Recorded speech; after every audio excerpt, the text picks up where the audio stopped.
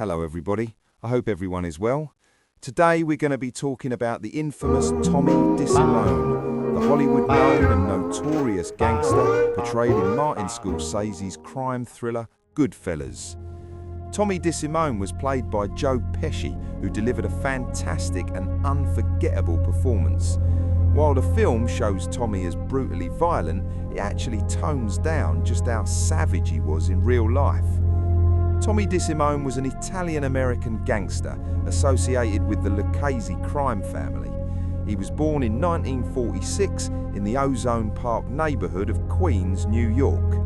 Tommy was the youngest of 8 children, with 4 older sisters and 3 older brothers. In Goodfellas, Tommy Desimone is portrayed by Joe Pesci. However, the movie makes Tommy appear far more mild and controlled than he truly was. In Henry Hill's Goodfellas documentary, Hill described him bluntly, Tommy was a homicidal maniac. Jimmy the Gent Burke mentored the young, impressionable Tommy Desimone, teaching him how to kill, how to dismember bodies, and most importantly, where to dig a hole to bury them. From an early age, murder was second nature to Tommy. Jimmy Burke himself was an infamous Irish-American gangster. Because he wasn't Italian, he could never become a made man. Being made means full membership in a powerful multi-million-dollar criminal organisation. Everyone associates dreams of becoming made. It's the ultimate achievement in the Italian-American mafia. Despite not being made, and despite his Irish heritage, Jimmy Burke wielded enormous influence within the Lucchese family. The bosses knew Burke was a phenomenal earner. In other words, a highly successful armed robber with a talent for making illegal money. In the mafia world, loyalty and profit matter most, and Jimmy Burke excelled at both. Most importantly, he was fiercely loyal to Paulie Vario, a Lucchese captain whose word carried enormous weight on the streets of New York.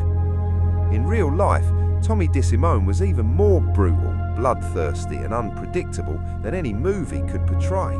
He was a madman, an animal among killers. If you enjoy this content, don't forget to subscribe. Thank you. Tommy was an absolute monster, a powdered-up madman with about 50 guns. This was a serious arsenal. M16s, ARs, AKs, 9s, 10s, 45s, 44s, 38s, 22s, you get it. These were murderous street thugs armed to the teeth, terrorising the Lucchese family's rivals, and Tommy Desimone specialised in terror, pain and murder.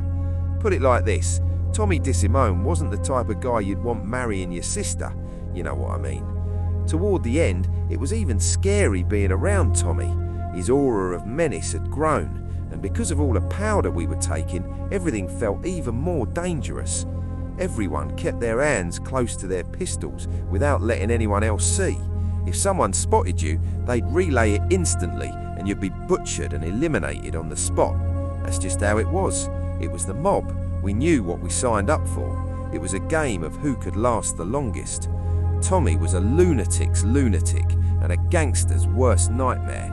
Even the top shot callers in his own family and neighbouring families were terrified of him. He was a menace, a robber, a shooter, a stabber, someone who would just as easily crack an iron bar across the back of your head. Tommy was a ruthless killer. He once told Henry Hill that every time he killed someone, he put a notch in his gun. By his own count, he had reached 34 notches, 34 people he personally murdered. That kind of bloodlust would make serial killers blush. That's just how it was back then.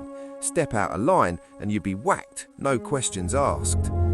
Tommy Desimone was a small man physically, but he carried immense power. He was solid, violent and unpredictable. When he lost his temper, he would enter a trance-like rage, frothing at the mouth. These episodes could last for hours. Everyone walked on eggshells when Tommy was angry. Even made men feared him. Despite not being made himself, Tommy was considered up and coming. However, he had fallen out of favour with the bosses of the Gambino crime family because of his uncontrollable brutality. It was rumoured that Tommy Desimone and his crew had killed a made Gambino member named Billy Batts. This kind of act in the mob could only ever be rewarded with a one-way ticket to hell. The Italian mafia doesn't take disrespect lightly, and putting it in the past is never an option. The mafia always ties up loose ends, usually with murder. We all knew how it was. That was just life back then. Tomorrow was never promised on the bloody, mob-filled streets of New York during the 1970s. Still, the bosses kept Tommy alive and out of prison, using him to commit murders for the family. In street life, having a bloodthirsty hitman like Tommy Desimone can scare off competition. The problem is that men like Tommy have a very short shelf life in the mafia. They create too much fear and instability. Eventually, the higher-ups, the boss, the underboss, and the consigliere, begin to feel threatened by someone whose violent explosions of rage can no longer be controlled. Desimone was born in New York City in the South Ozone Park area of Queens, New York, on June 6, 1946, the youngest of 8 children born to Robert Antonio Desimone and Camilla Passarelli. He had 4 older sisters and 3 older brothers. 2 of his brothers were associates of the Gambino crime family. Antoni was murdered by mobster Thomas Agro in 1979. One of his sisters, Phyllis, was a mistress of James Burke from the time she was 16 years old. Desimone was also the brother-in-law of mobster Joseph the Barber Spione, who was slain for refusing to help kill Desimone in the late 1970s. In 1965, when he was 19 years old, he was introduced to Paulie Vario, a capo regime in the Lucchese crime family. Henry Hill, a Vario associate who was in his early 20s at the time, later recounted his first meeting with Desimone, describing him as a skinny kid wearing a whiz guy suit and a pencil moustache. Desimone worked under Vario, Burke and Hill, among others, becoming involved in truck hijackings, fencing stolen property, extortion, fraud and murder. While hijacking, Desimone always carried his gun in a brown paper bag. Walking down the street, he looked like he was bringing you a sandwich instead of a .38, Hill said. Then, before you knew it, some poor lorry driver had a .38 revolver held to his head, while Jimmy the Gent Burke proceeded to drive off with the lorry, Hill added. Mob legend has it that Jimmy Burke got his nickname the Gent because when he hijacked a truck, he would take the lorry driver's license and slip $100 into his wallet. This was Burke's way of saying, at the moment there's no problem and your life's not in danger, but we know who you are and where to find you. It was his calm, calculated way of keeping control without unnecessary bloodshed. Tommy Desimone wasn't built to last in the mafia. Men like him never are. He was too violent, too unpredictable, and too comfortable with bloodshed. In a world ruled by fear, he created too much of it, even for the bosses. He wasn't just dangerous to his enemies, he was dangerous to everyone around him. And in the end, that's what sealed his fate. The same brutality that made him useful also made him disposable. On December 11th, 1978, one of the most legendary heists in American history took place at the Lufthansa cargo terminal at JFK Airport. The robbers made off with roughly $5.875 million. That's about $28 million in today's money, including $5 million in cash and $875,000 worth of jewelry. At the time, it was the largest cash robbery ever committed on US soil. Jimmy the Gent Burke was the mastermind behind the operation. He handpicked the crew: Tommy Desimone, Angelo Seppi, Louis Cafora, Joe Manriai, Paolo Lee Castri, and Martin McMahon.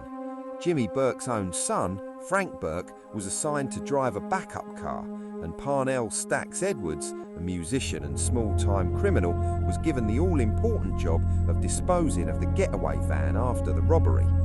But Edwards botched his role spectacularly. Instead of driving the van to a Jersey junkyard owned by John Gotti's crew, where it was meant to be destroyed, he parked it outside his girlfriend's apartment, right in front of a fire hydrant. When police discovered the illegally parked vehicle 2 days later, they traced it back to the heist after finding Stax's fingerprints inside. Realizing the danger, Paulie Vario ordered that Edwards be eliminated before he could be arrested and start talking. Once Tommy Desimone learned where Stax was hiding, he and Angelo Seppi tracked him down and coldly executed him with 5 shots to the head. Edwards' murder served as a brutal message to anyone who jeopardized mafia business. Tommy Desimone lived by violence, thrived on chaos, and died the only way men like him ever do, silenced by the very life he chose. In the mafia, there's no room for monsters forever. Eventually, even the most feared killer becomes a problem that has to be dealt with. When it was decided by the upper levels that Tommy Desimone had to die, he was none the wiser. A full 5 slug to the dome was all she wrote, and just like that, Tommy Two Gun Simeone was gone, executed by his own crew for not following the rules. Tommy never was a fan of following rules. Thank you very much for watching. Don't forget to subscribe, it will be very much appreciated.